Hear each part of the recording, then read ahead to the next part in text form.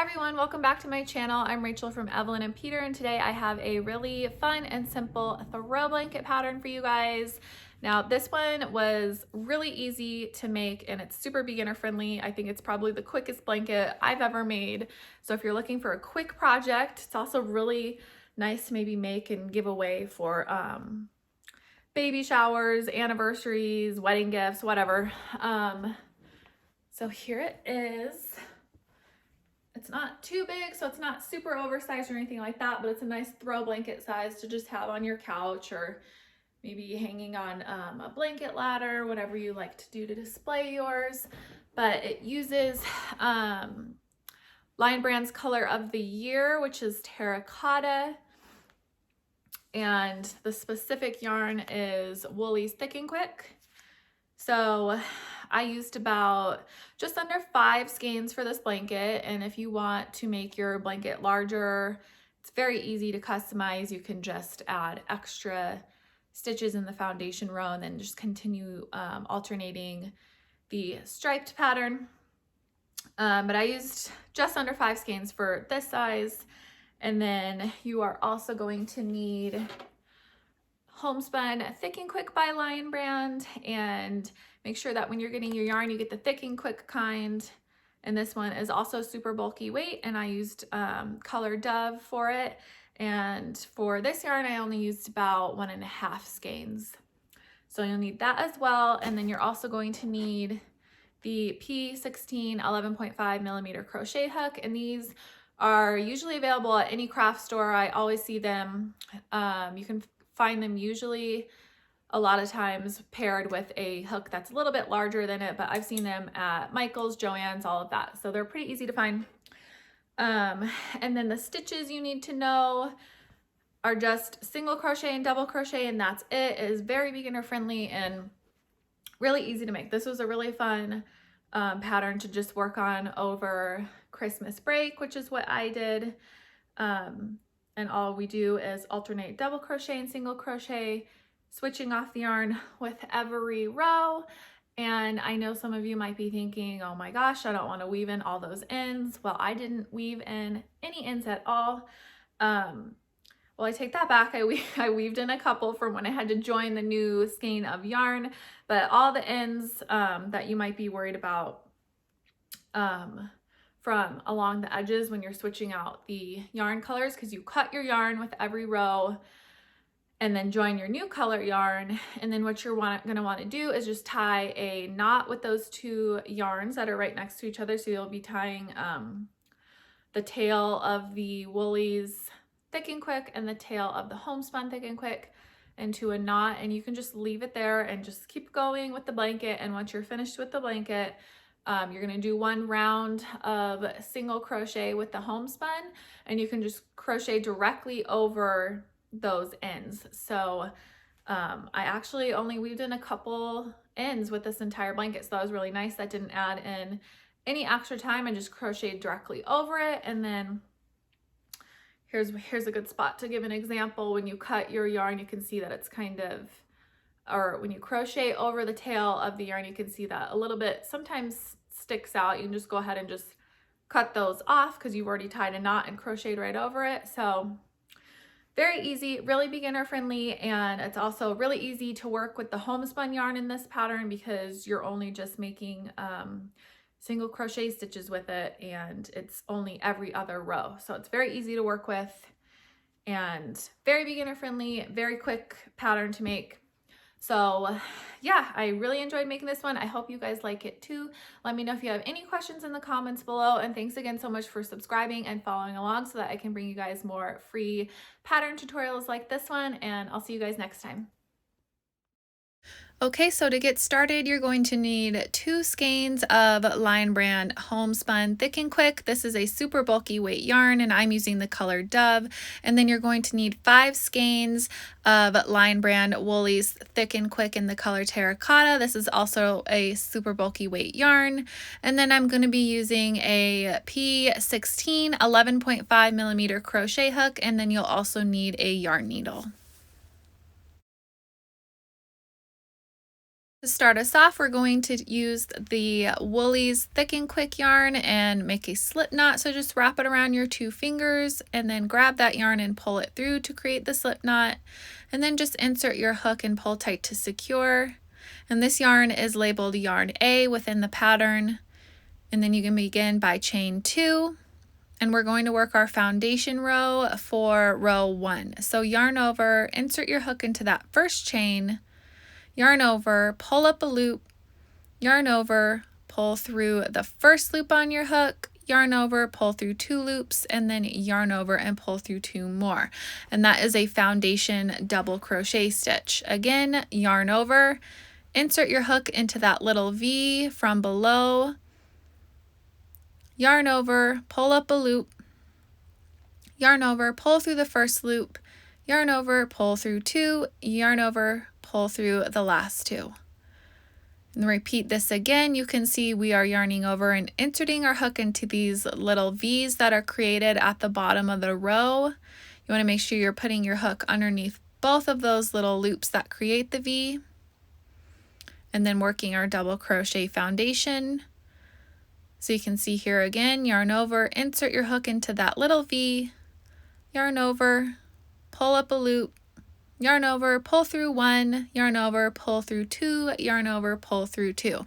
So this is our foundation double crochet row, and you want to do this a total of 58 times. So make 58 foundation double crochets. So this is instead of working a long chain and then double crocheting back, we're just doing it both at the same time, working a foundation double crochet row. So again, do this for a total of 58 double crochet stitches. Okay, so now I have made 58 foundation double crochets. You can see that I'm on my last stitch here. I just haven't done the last yarn over and pull through. So make sure that you are at the same spot, and then we're going to bring in our new yarn. So just lay that homespun yarn over your hook and pull it through to finish off the 58th stitch from row 1. So now our working yarn is the homespun yarn, and we can drop the Woolies Thick and Quick yarn. So the homespun is yarn B in the written pattern. So you can go ahead and chain 1 with yarn B. I'll show you guys one more time. This is our last stitch here. And then instead of yarning over and pulling through with the Woolies Thick and Quick, you're going to take yarn B, the homespun yarn, lay it over your hook, and then just finish the stitch and pull it through with that yarn. So now to start row 2, you can chain 1 and then turn your work. And for row 2, we're just going to work a single crochet stitch into each stitch of the row below all the way across. So insert your hook, yarn over, pull up a loop, yarn over, pull through 2. We're just working single crochet stitches all the way down the row. So you should stick with 58 stitches at the end of this row. Your stitch count will be staying the same, and it'll stay the same throughout the whole pattern as well. So just do this all the way into the end of the row. All right, and once you get to the end of the row, we're going to be changing our colors again. So instead of yarning over and pulling through with the homespun yarn, you can drop that homespun yarn, take yarn A, lay it across your hook, and then just pull through to finish that stitch. Then just give the tails of yarn a little tug to make sure everything is secure. And then you're going to chain 2. And then turn your work, and you will be working a double crochet stitch in each stitch across. The chain 2 does not count as a stitch, so you'll be working your first double crochet into that first stitch of the row. And it can be a little bit difficult seeing where the stitches are with the homespun yarn, so you will have to use your fingers to feel along the way, but it's not super difficult since we're alternating between homespun and woolies. It's not too hard to find the stitches with that homespun yarn, but you will just be making 1 double crochet in each stitch all the way across until you get to the end of the row. So again, just make sure you're feeling your stitches and that you don't accidentally skip any. You might need to go back and just double check your stitch count and make sure that you end with 58 double crochet. Okay, and then for the next row, again, we want to bring in our homespun yarn. So drop that yarn, bring in the homespun, chain one and turn. And again, you'll be doing one single crochet in each stitch across for this row.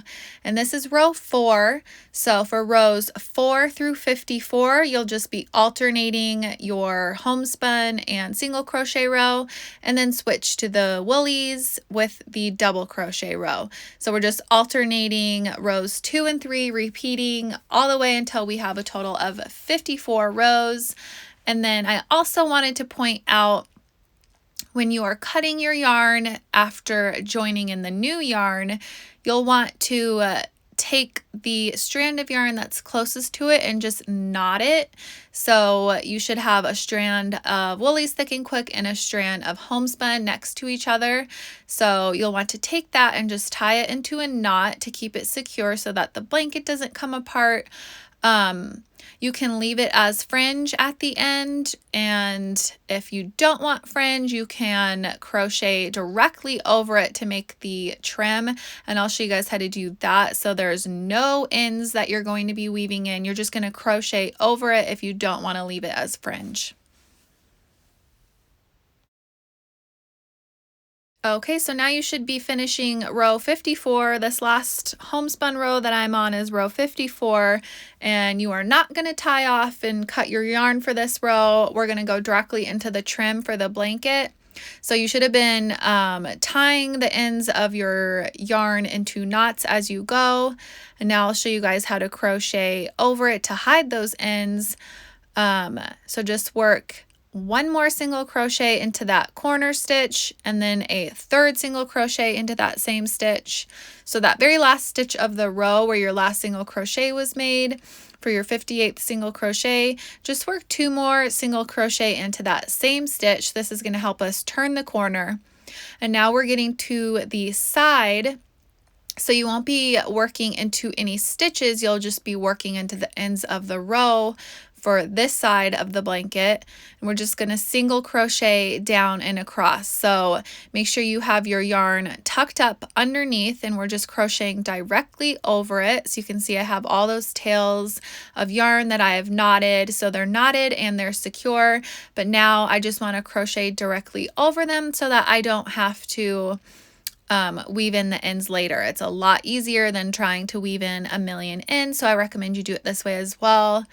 If you wanted to leave fringe, you can, although I don't necessarily recommend it because the homespun yarn can fray a little bit with being worn and used. So I recommend just crocheting over it. If you're substituting the yarn and maybe just using a different type of yarn, then it might work okay. But for mine, I'm just working 1 round of single crochet all the way around the blanket. So work your single crochet stitches into the side of this one. You can see I'm just going directly over those tails.